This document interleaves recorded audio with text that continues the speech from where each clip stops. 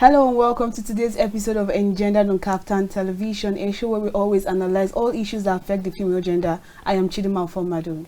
I am Pamela, Ajaero. Thanks for joining us on the show this evening. As usual, we'll be bringing our guests and the topic after the short break to join us shortly.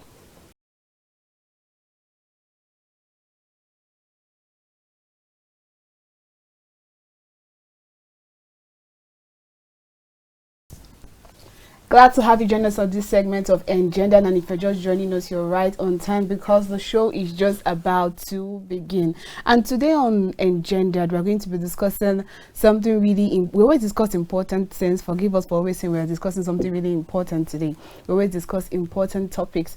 And our guest today, she always brings the vibe whenever she's on set. Like, whenever she tells me that she's coming, I just know that we're ready for a lot of information. And she doesn't even hide it. She gives it to you the way it is. She gives it raw. And it's sometimes the kind of things she tells you, you don't even believe it's still happening. I'm like, where are you seeing all these cases from? Like, what's happening? But today we're going to be discussing harmful traditional practices. She chose this topic. I was on my own and she said, why don't we discuss this? And I said, okay, thank God we can discuss this particular topic. And she started mentioning a lot of things that people still practice and are harmful. I was like, is this really still happening? So we're going to be doing this today with Lois Tofunmi. She's a member of a global media campaign to end female genital mutilation. You're welcome to the show. Thank welcome you. Thank you so much. Your vibe is second. I'm telling you. Like when we were interacting before the show, she said, I even want to talk about this. I said, okay, we want it like that. Because at the end of the day, like the last time we spoke about female genital mutilation, and she was mentioning how they cut it, and I'm like, okay, I've heard about it, but coming one-on-one with somebody like that, I haven't. And some people are around you that have experienced that, but they don't know how to express themselves and talk about it. So nice work you're doing. Thank you. Thank you so much. Okay, so let me just read something. It says here that harmful traditional practices are forms of violence which have been committed primarily against women, girls, and any other gender. But women and girls are the major victims in certain communities and societies for so long that they are considered or presented by perpetrators as part of an accepted cultural practice. It can occur across all sexes, sexual identities, and gendered. They are not unique to a particular culture or tradition. I'm not going to be telling you what are these practices. Our guest is here to do that. So as we begin the show, I would like you to explain some of these harmful traditional practices that goes on in Nigeria. Okay, let's just talk about harmful traditional practice as a topic, as a whole. Okay. Harmful traditional practice are the things, let me use layman term, those things that our forefathers have been doing all this while. They've been doing it over and over and over again, thinking probably there are advantages to it.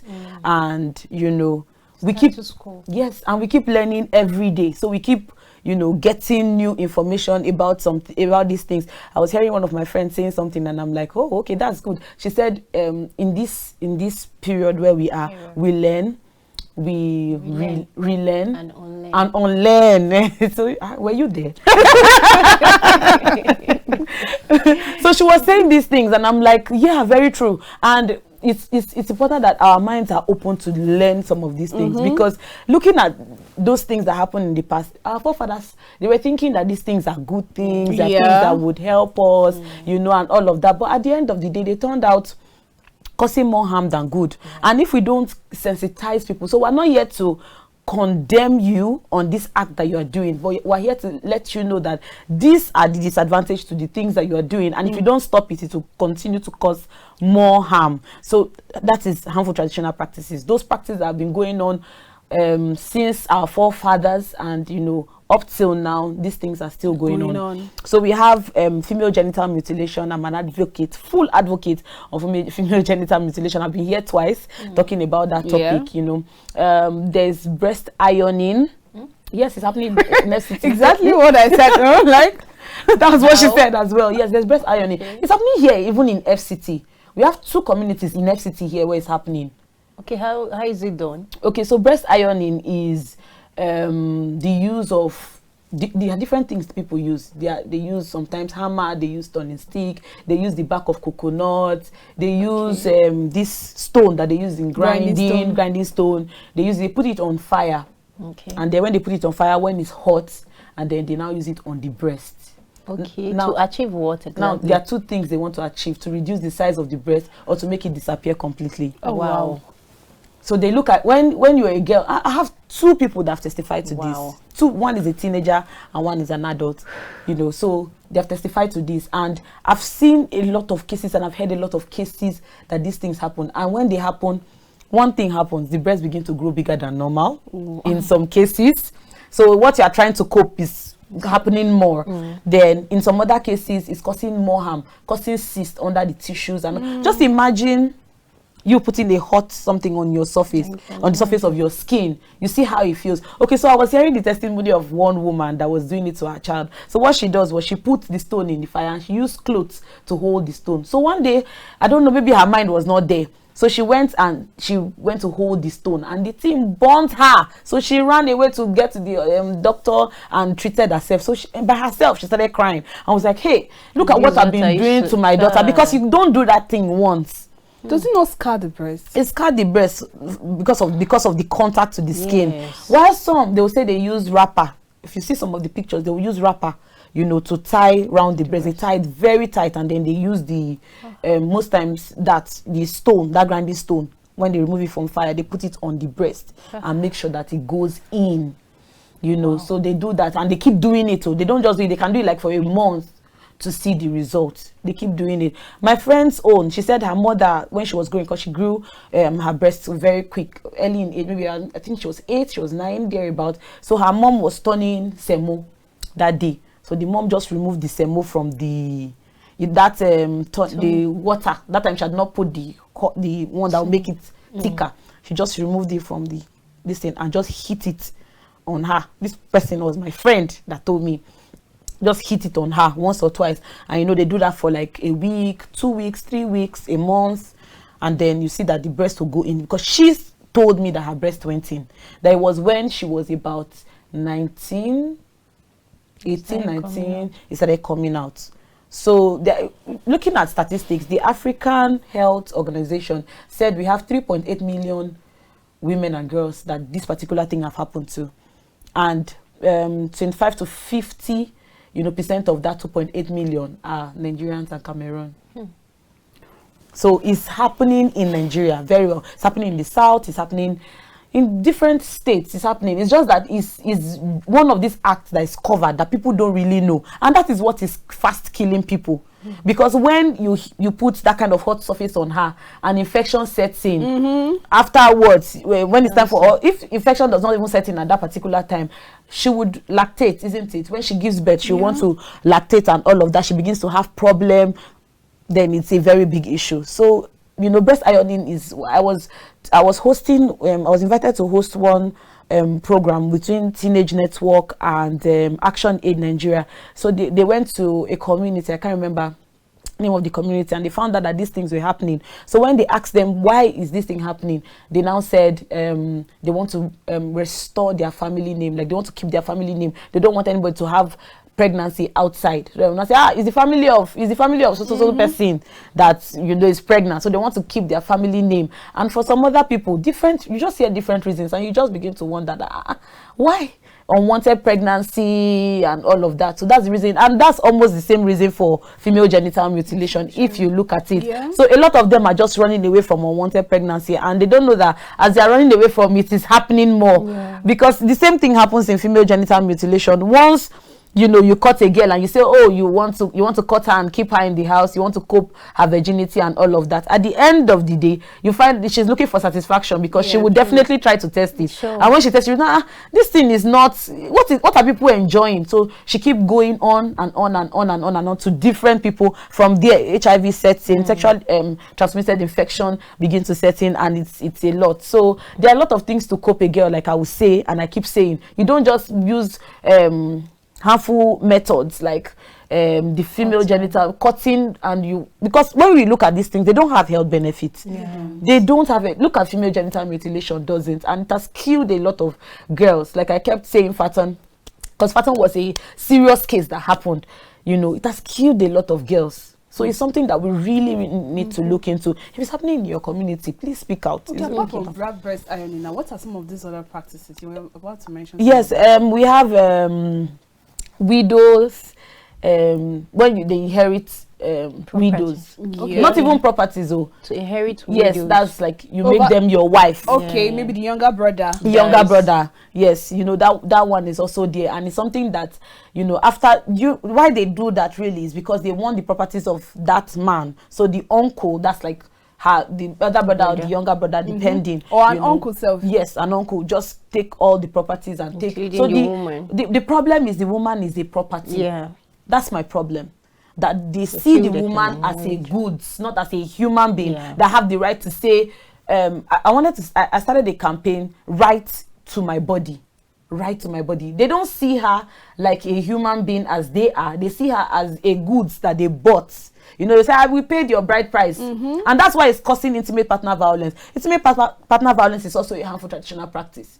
You know, so I mean, we paid your bride price, so you are my property. And you they don't want her property. to leave the family. No. So they tell her that when the husband dies, either the elder brother or the younger brother will take her in as the second wife if he was already married before. Exactly. So that's what they do. And when you now say, no, you don't want, they start doing a lot of things. And you see, apart from that, there are a lot of things that goes on with widows. Let's stop saying that they are not doing that thing. They're still doing it. I know somebody, in fact, it was not even the mother. It was her herself. They asked her to cut her hair. You know, they started asking her, cut your hair. You know, they followed her to somewhere to that the chicken will be moving, and she'll cut the head of the chicken as it's moving. Oh. A lot of things. Then her mother had to stay inside. Then the blood, I don't even know whether they gave her to drink. The one that will wash the dead body. And yes. They used to use that one to identify if she killed the man.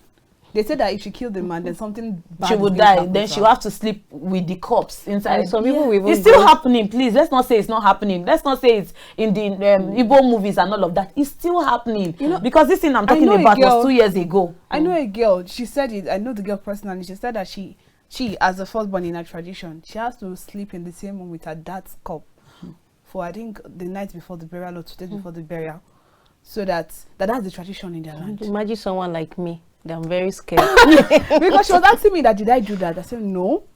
So on that day we went to the mortuary and brought his cups. She said that she had to sleep with the cups that day, the night before, and she slept there and woke up there. And I'm like, to what end? Like, what are they trying to achieve? As a daughter, that's as a daughter. Then you can imagine to the wife. To the wife. So for some people, they keep her in a restricted place, cut her hair, make the water they used to bath the body, they use it to bath her, make her to drink it, and all of that. All those things are harmful traditional practice, because you can imagine her drinking the water of a dead person. You can imagine what it will do to her. Not even typhoid. Yes. It will go way more than typhoid. So it's still a harmful traditional practice. Okay. One bad thing about this whole tradition is man that made this. That's why I'm so very sad. I normally tell my mom anytime she brings, this is our tradition. Like this issue that is rampant, that you see most people getting married, traditional wedding here in the city. They no longer go to the village. So I was not just, my mom said that is very wrong. As a punk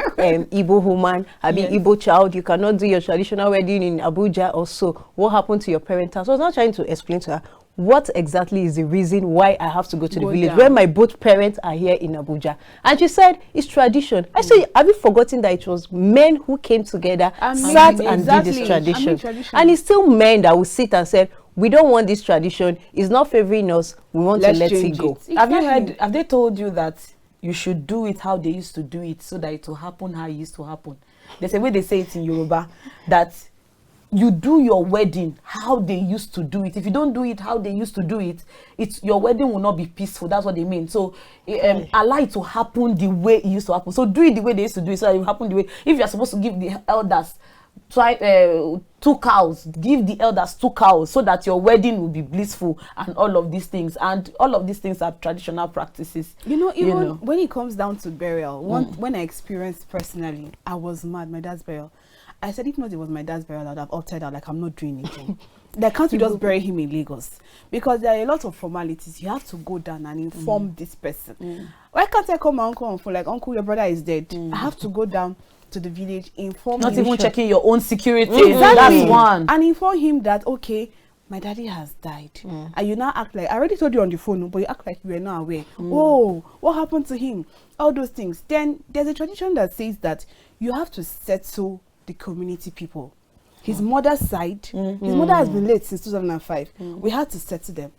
And it cost us like almost 100,000. But we had to start bargaining till it came down. We settled the father's side too. People that want to dig the grave, we settled them.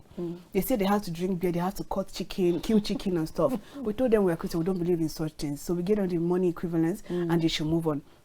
So everywhere was like billing. They kept on billing us. That's everywhere you go is. to, they bill you. They say women in the community is fresh goats. Exactly. They say men in the community, they will keep billing God you. saved us that Umuada did not come. We didn't have any business with Umuada. Are you serious? Yes, Daddy was like, he What's was Umuada? at peace with them. Umuada is like, Adas of yes, you know they call first daughters Ada. Oh, so yes, there's a community of first daughters. Daughters, And that is the, I don't know, most wicked set of people you should will come in contact with, because if he's doing a wedding or a burial and they come to meet you, if they demand for a particular brand of tea, you must bring that brand, you must not bring another brand. If they demand for a purple tea and you bring yellow, they're taking it back. Do you get? They'll tell you that morning before the whatever happens that we will drink tea first. You will settle them, you will give them money, you will give them, there's a list of umada. That's how they do it, even for weddings and burial. So their own, you can't even bargain it. They used to say it. So if they tell you now we want this type of hair and you bring this type of hair, they will return it. And they will tell you that nothing will go on. Please? But then it has been going round, like among them. Like if you want to get married, your mom, I don't know if your mom is among them, but maybe her sister or the mother. So they used to collect rights. So you cannot just stop it because the right is going round. But it was They need one person like me to stop it. You know, it didn't happen to us. They didn't come to our side because my daddy does not really partake in all those stuff, and his mom was part of them. So during her burial, he said to them, but he didn't really engage so much with them afterwards. So later, I noticed that they segregated my mom at some point and told her that we can't eat the same food. Yeah. We couldn't eat from the same pot with my mother. Tradition. So every food she had to eat, her sister had to make it for her, and we ate from a different pot. And at that point, mom just said, just let it be. Since it's there, that's what they are saying. Let's just avoid them. Before, if something happens tomorrow, they'll say this is the reason. I said, I don't see any reason. My faith does not believe in that. But she just said, let's do it like that. So just to make them happy. To make them happy. And we couldn't eat from the burial food. I was never ready to eat from my dad's burial food. But things like that keep happening. And somebody came, my mom was made to wear white. And somebody came and told us that she shouldn't have worn white. But because that was the tradition, they kept her one side, used a rope, like there was a ribbon that they tied, and said she should sit down here and segregate you like you're the one that killed your husband. You get things like that are still happening. That one is even sad. I have my friend went to collect lists from the girl he wants to marry from their village, and when he got there, the list was really massive. Tradition, you have to settle the youth. You have to settle, like, you need to see the amount of money was huge. He came back and he told me, babe, I cannot do. I was like, but you love this girl. And I say, they were not even ready to negotiate, maybe bargain to. They say those youth people, is their tradition, they have to settle those people.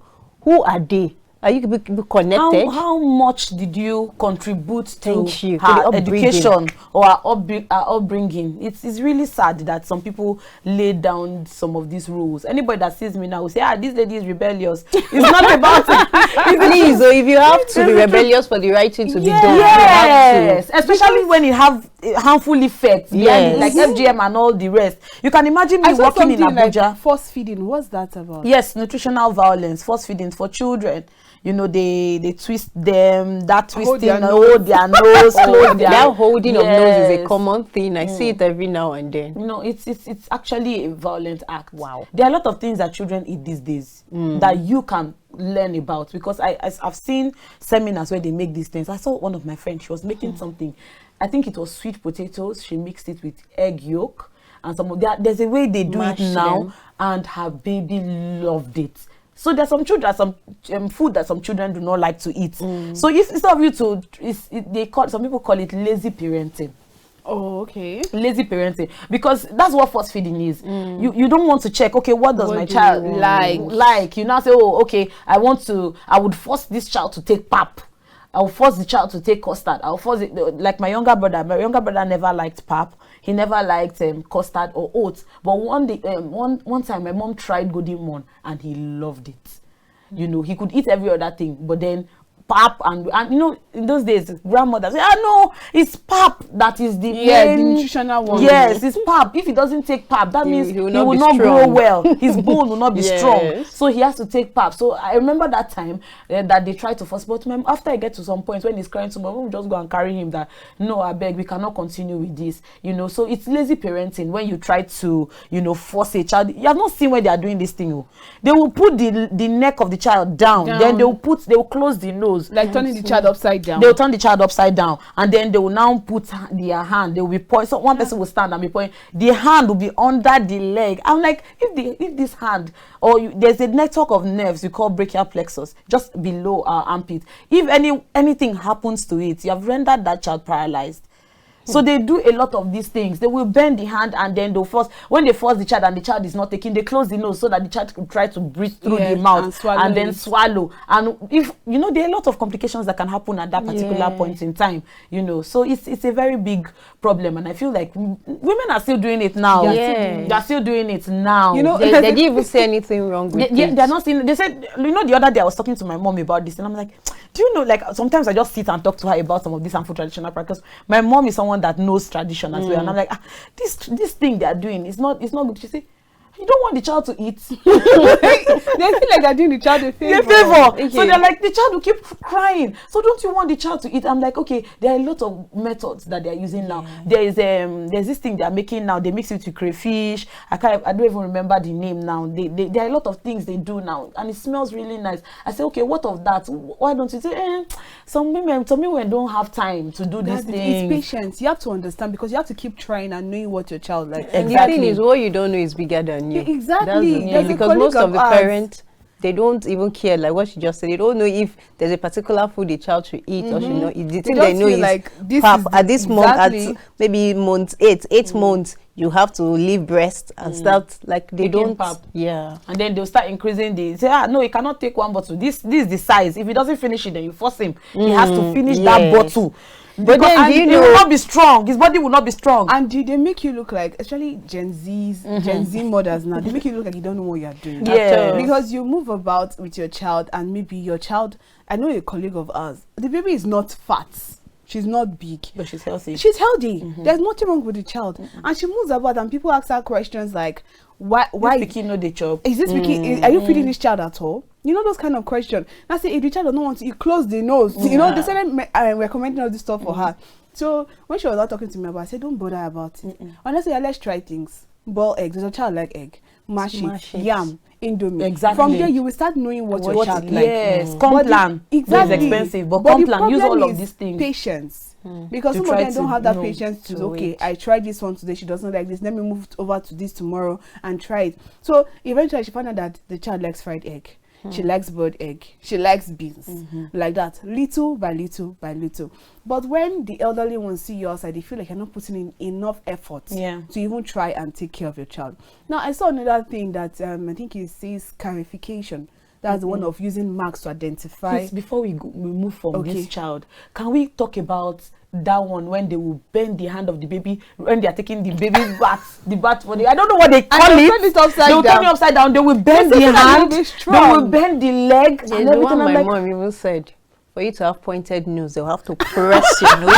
That's true. Yes. And then I said, you don't want this baby to have pointed nose. Press the nose very well. Come out so that it will stand. They said, when I saw one baby and I was like, this baby, fine baby. No, it was not my mom. It was somebody that was close to my mom. The person was not saying, this baby, they did not shape the head well. I talked to the woman. I was like, no, my mom was not even trying to tell her that, no, you don't talk like that to people's children. You know, so the woman said, no, let them say it now. Let them say maybe they can still repair it. I was saying repair what? Like, I was so shocked. I was trying to understand what was happening. Then she was like, I used to do it, and you hot water and towel. You press the back of the head so that your goat will go inside. This child, they did not do the head, but they did not mold it. I was so shocked, and I'm like, what? So even the legs, they say they will bend it, they will turn it, then they will raise the baby, they will hit the baby, and I'm like, what's going on? You know, this remind me of a Sure, this is Pamela, It happens in my tribe, Yoruba people. They say, what father is a woman? There's a way his head is shaped, so sometimes he says it's like my mom did not shape my head. Because they make us believe that even when it comes down to the backside of a lady now, they keep saying that they didn't mold it very well. Yes. That sometimes if you want your child to have a good shape, dimple, yes, you did not press it. And if there's people that have dimples at their back, on their waistline, yes, and they tell you that you have to start doing it from when the child is small. That you have to start making your child body have a figure 8 on time. You have to press it and mold it properly. Like, wow. So all those things are wrong. Should we talk about the hot water? The kind of hot water, or those women that will say no, it's agbo. They would mix different things and put on the skin, and when that child grows up, the child begins to have body odor and some other things, skin irritation, and they say, what happened? They say, no, that's how the child is from birth too. They'll say that's how the child is from birth, but there are things that we need to pay attention to that we are really not paying attention to. True. I was talking somewhere, and this lady went to call it one of this, because it's my tribe that do that thing. I'm proud of you people. People are trying. She went to call one of these Yoruba women and said, come and bait my baby and all of that. And that's one thing I want to bring to our mind. You know, when I was baiting her baby, doing all of those things, then the woman opened the vagina, was cutting it, and was pouring hot water. The woman said, what are you doing to my baby? He said, this thing, we used to cut it off. Oh, Jesus Christ. She was like, this thing, we used to cut it off. And do you know, this lady was telling me, she was telling me that, thank God I was there. Some people, they'll just leave their baby and go. It's their mother-in-laws that will help them and do it. So they'll just say, let's leave the baby and go. And they'll leave the, say, the woman was just pressing, the baby kept on crying. The mother was wondering, this baby used to cry so much like the way back. She was trying to cut the tip of the clitoris, was cutting it and cutting it. She now said, madam, what are you doing? Why are you doing that to my baby? She now said, this thing, we used to cut everything off now. What are you talking about? And I'm like, She said, this thing happened to my first child. That was what she was telling me. Because that day I was, talking about FGM. So this bathing of baby and pouring hot water and all of that, even the mixtures, I don't know, maybe our health practitioners should start telling our women the degree Celsius they should use, in bathing these babies, and how to do all of these things. And I think when you're even in the hospital, I think it's the midwives that do the bathing and all of that. The midwives help to do the bathing. So I think they should teach these parents what they're supposed to do. But at that point, because I've seen it in most places, they will turn the baby upside down. According to them, they say they're trying to help the child not to be scared. And they're trying to remove fear from the child. Then when they bend the hand to the back, they say so that the baby can be flexible and stuff like that. So are we saying it's wrong too? Me, I don't know, but I witnessed recently, but I don't know if I would categorize it according to as a violence. I went to the health, primary health care. When I got there, those women that used to come and take, not antenatal, postnatal, they came to inject their children. Immunization. Yes, I just saw them putting the baby in one iron. I can't tell what is that. Like, they're trying to inject the baby, so the baby was crying now. So they're trying to press him. Like, I said, what is this? And it was a nurse that was doing that. Like, I was like, what's going on here? They said, because he's crying, so that he can stop crying. Even sometimes, even with this, our medical practitioners, as much as they have learned in school, there's still someone that will still come behind and tell you that, don't mind our doctor. This is what they say, but this is the way we used to do traditionally. It's true. And women will still go back and do it. And that's why FGM is still happening in Nigeria. It's true. That's why it's still happening very well in Nigeria. And that's what we call medicalization of FGM. When all these health practitioners say, come, let's do it. I have a book and it will soon be out. Tolani Savings. It's going to talk about medicalization of FGM and all of that. I think maybe this month or next month. It's a come. There's a way. Do you know that people come from outside the country to do these things in Nigeria? Because there are some parts where they do these things and there's no watchdog. The communities, they are just with themselves. They don't even know whether it's bad or it's good. They just know that that's what their forefathers have handed over to them, so they are still doing it. Small clinics, just the same way they do for the boys. So after 7 days, you never circumcise that girl, bring her to get her. So they do the same for both the girls and the boys, not knowing that for the boys there are, a lot of advantages, reduces penile cancer and the rest. But for the girls, doesn't have any health benefits. Yeah, true. So these things, they keep doing it. For some, it's due to ignorance. Why for some, they know that it is bad, but it is their work. One woman said, if you want me to stop doing FGM, then you have to start paying me. Oh, they will tell you that if you want me to stop, then you have to start paying me. Selfish. And the thing is, even when you pay them, they'll still keep doing it. Yes. They'll keep doing it behind closed doors. So it's something that we really need to address, because we have a lot of percentage. We have 14.8 from now till, million women and girls that are at risk, from now till 2030. So there's a lot of work to be done. At this point, I think we should go on a short break here. Okay, viewers, we're going on a short break, and when we return, Engendered continues. We'll be right back.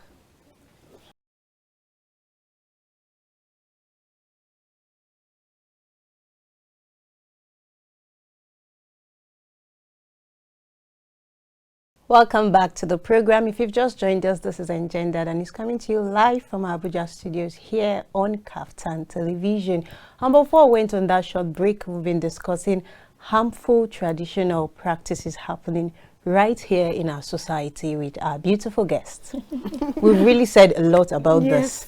Now, I want you to enlighten us on the effect, the consequences of these harmful traditional practices on the individual, that's the victim, on the society, on the country. Yes, because the effect does not just stop at the girl alone. Yes.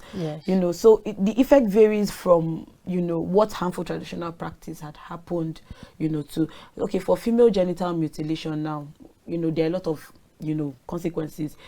At that time when she was caught, there's shock, some people die, through that. There is urine retention, because at that particular time when, she has not, she was just caught, she will be unable to urinate. In fact, they'll stop her from urinating so that she would not, And there are different types of female genital mutilation. The third type, that's infibulation, is the sewing down of the vaginal orifice. So for some people that is not, they can't do it. There are a lot of things that happen, to them at that particular stage. There is not urine retention now. There's menstrual, like the menstruation, the blood, the bleeding. No, stops coming out. So it's now retained inside the endometrium. That's inside the womb. So it's unable to come out. So that is causing another infection on its own. Of course, you should. So there are a lot of effects. So when it comes to the aftermath complication, we have a percentage of 550 live births compared to 1,000 maternal mortality rates. That's like in 100,000 we have 550 that are live. That means there are complications when you have been caught. If you have been caught, there are a lot of complications when you want to give birth. I have a friend that gave birth to 4 children. The 4 of them were through CS, cesarean section. She couldn't give birth by herself. I know someone that she has 2 children and tried to have 2 more, and there were miscarriages. And these were all due to female genital mutilation. Now, a lot of things happen. Divorce rates, because once the woman does not feel anything while sexual, is happening, for those people that don't even understand what it is, it causes divorce. And that affects productivity at workplace. So you can imagine a woman that is divorced, or a man that, is not having peace at home and all of that. Because at the end of the day, these things all revolve back, into the workplace, into Nigeria as a whole. So you can imagine if, they are not doing all of these things right at work, productivity is reduced, so there are a lot of, effect when it comes to breast ironing as well. When she gives birth and she's unable to, because sometimes for some women, like from what I've heard, they are unable to lactate, they are unable to breastfeed their children. So you can imagine, you have your breast, but because of what has happened to you, you're unable to breastfeed your child. So you can imagine the depression, the psychological effect is having on that particular woman. So that can also affect her in different walks of life. Psychologically, she's depressed, she's a lot of things, inferiority complex, because some other women will start making you feel as if you give birth, you cannot breastfeed your child. What's happening? Because the problem the problem that we see us having like this is the fact that women are not even supporting women. Women, exactly. We are saying it. Women support women, but women don't support. On the lips. We're always quick to judge our fellow woman. Exactly. And you know, it's not as if we don't have, let me not say 100% feeling of what's happening to that other woman, but then you have experienced, you just choose not to, you know. So this is the major issue that is happening. You see a lot of women trying to judge it. And you give birth, you cannot do this. You can, oh, let me take you to somewhere. There's something you can do as well. There's something, and from there you're complicating the problem, you know, the issue. So it's a problem. And even when female genital mutilation, you see some women are unable to give birth, you know, due to some of these issues. Say, okay, let's take you to this depression, psychological. Yeah, you see women that have not given birth. You see low self-esteem. Even at workplace, if anything happens and there's a child involved, they feel, you know, somehow you know, low self-esteem and all of that. So they start secluding themselves. Yes. And I noticed that some of them, they stop socializing, so you don't ask them questions. Because I know of a friend that she has not put to bed, and she said the last time she posted a picture, someone asked her a question like, how far? You don't enter. Why are you asking that kind of question? You don't even know the mental health of that person at that point in time. So at a point, she just stopped posting her life on social media to avoid any kind of interrogation from people. Like, childbearing is a yardstick to validate their marriage. That's not even where it starts from. It starts from getting married. So when you are married, say, I want to get married, oh, you get married. So after you get married, say, oh, give birth, you give birth. You know, there are a lot of you give birth to gay, no born boy. Thank you. Preferential treatment is also a harmful traditional practice. It's part of it. When you prefer the male child more than the female, because it's still happening now. In the Northeast, we see 40% out of school girls. In the Northwest, we see 47 thereabout, you know, out of school children. So they're still happening. You see, they'll say the education of the girl child stops in the kitchen. Let's not say this thing is not happening. It is. It's happening. I know someone that it happened to. This man said he cannot train a girl child, that because when she gets married, she's going to change her name. There's one such that a selfish thought. So this man, he had the intention of training all of his children, but now the eldest, that's the female child, went to the university and got pregnant. So he was really devastated, and he was like, I am not going to train any of my till this very moment. He did not train any of them. But you know, she can get pregnant under his roof. So the man was really disappointed. He got to him for him to stop paying school fees for the rest of the children. That because is a he waste. did not want to pay before. I'm telling you, let's try. And because just one person mistake, you cannot use it like on every people are like that, and I feel so pity for them. Exactly. So what of what if we had the other Okonjo-Iweolas among them? We had, so you just stop them. The girl that came out with is CGPA of 5.0 in LASO. Lagos State government gave her 5 million. And someone who gave her 5 million, that's 10 million. Edo State too has given her free job. Can I see? And there's a girl. And on this show, we said that what if her parents stopped her from going to school because she is a girl? Would she be where she is right now? Exactly. So it's possible that one of his other children will be good, and then he just stopped it. So it's actually a very big issue. You know, what he used to do is, once he see that you have given birth to a girl, he would send the girl to the village to go and sell banana with his own mother. So that's the girl's grandmother. That's what this thing I'm telling you, is something that they told me. It's not like I read it on social media. It's something that happened in the field. You know, so the girl told me, he said he married the first wife. She gave birth to, I think, a girl. She gave birth to a boy. Now the boy is not even acting right. Yes, so much for the male gender. Yes.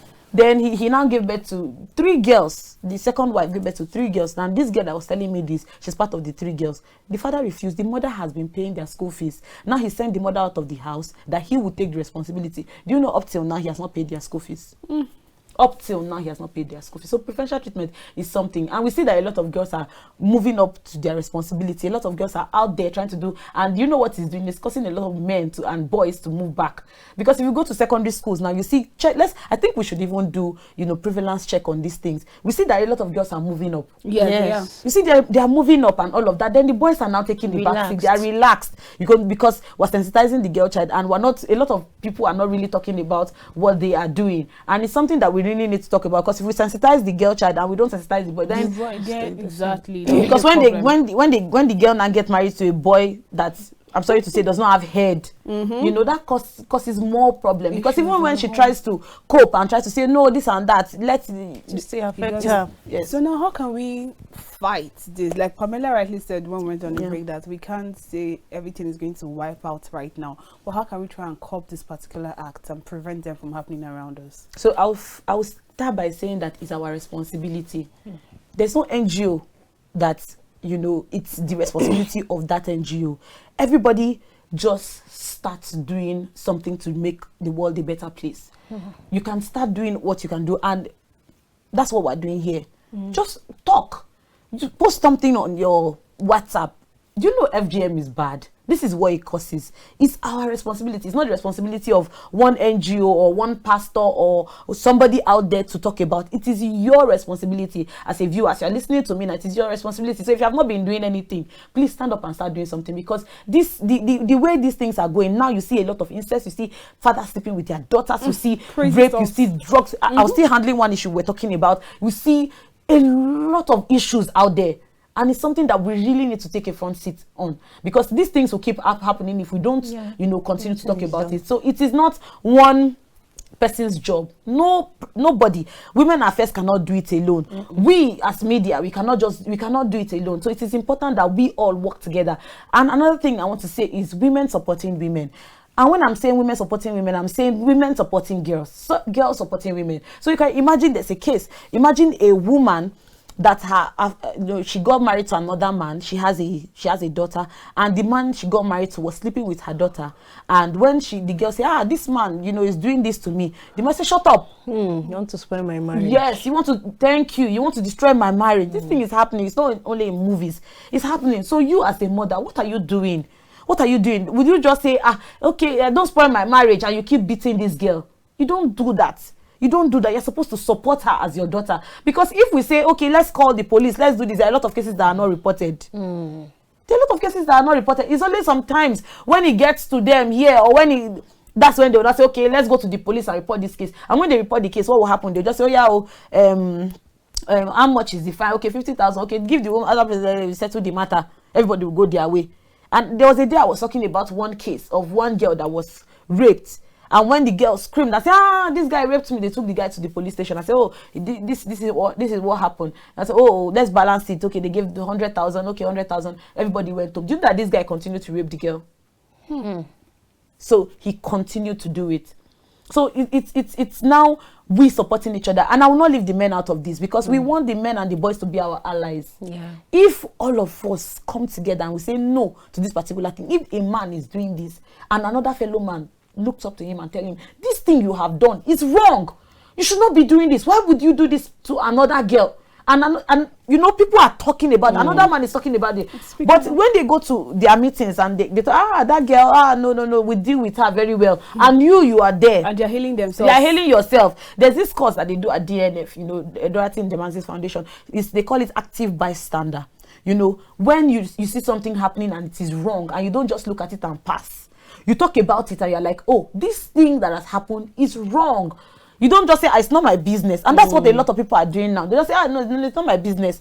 When something is wrong and you see that it's happening and it's wrong, it's better to talk about it and just not just walk in and say, no, it's not my business. You know, for some people, even at those bars where those men are sitting and drinking and they're talking about this issue, and some people they'll say it's better for me not to talk, because if I talk now, they'll say I'm the oli. And all of us are drinking beer together. They'll say I'm the this, I'm the that. But if you hear that particular thing, as a man, there's this name they used to call them, he for she's, yes. As a he for she, you should just say, no, that thing you did, do you know that is wrong? What if it's your daughter? No, we can never say what is your daughter, because they are doing it to their daughters. They don't know what to say. So there are a lot of ways, and I would say that if there's any NGO, if you don't want to go to the field by yourself, like Madeleine would say, Madeleine Mama, she'll say, Lois, me, I cannot go to the field though. Come and give them.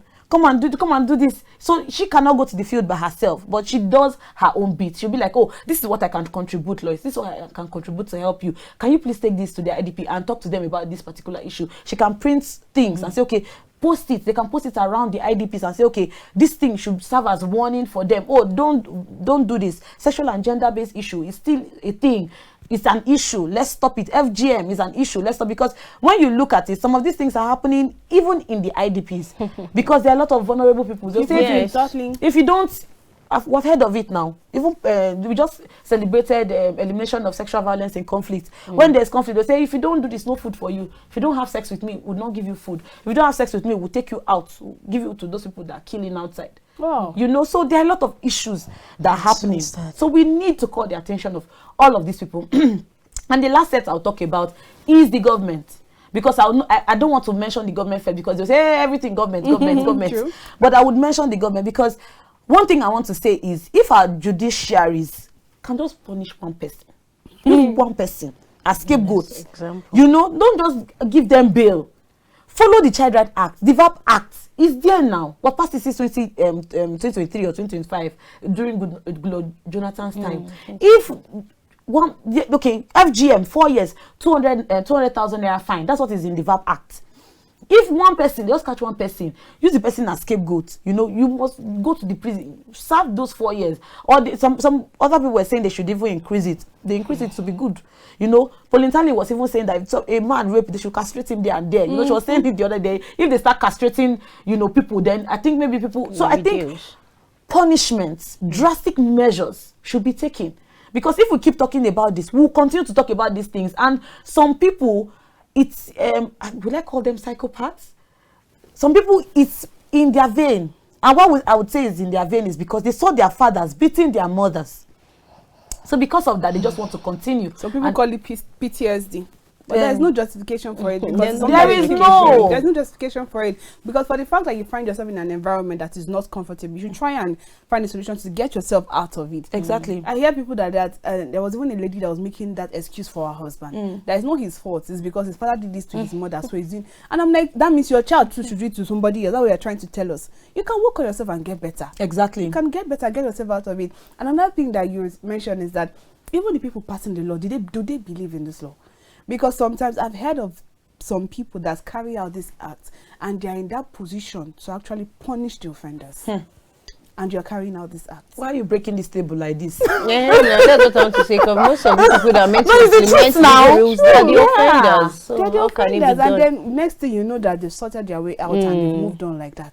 I think the reason why some people are having some of these issues and being violated is because they've not read the Child Rights Act and the VAP Act. I think some people have not read it. If you are listening to us, it's on the internet. Go and read it. That's when you can know if somebody has violated. I was going through the Child Rights Act today. I think part 1, section 21 talks about child marriage. Section 22, that's another harmful traditional practice, talks about betrothal. You know, they'll keep the girl like, okay, this is the person you get married to when you get to a particular age. This is the person, so the person will be funding you from wherever he is, taking care of your whether school you like bills, him or not. whether you like him or not. Choice. There's even a case that somebody, it was on Monday, no, not on Monday, it was yesterday. Somebody, called me and reported the case to me. It was even one of my girls. She was like, there's one of my neighbors. I said, what happened? She said, she's sleeping outside. I said, what happened? I said, give her the phone, let her talk to me. She said, madam, the man married me when I was 15 years old. I said, what happened? I said, the day I was trying to ask if he paid a bride. I said, no, they just share malt and biscuit. Yesterday. Wow. He said they just shared malt and biscuits, so I did not know what was happening. So my father told me that when I sit down there, if anything they say, I should say, yes, I like him. That if and they ask me, I should just say yes. So she just obeyed.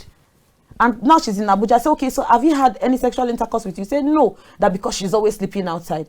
And that's the reason why he's not giving her food, he's not giving her anything. Because he has not had sexual intercourse with her.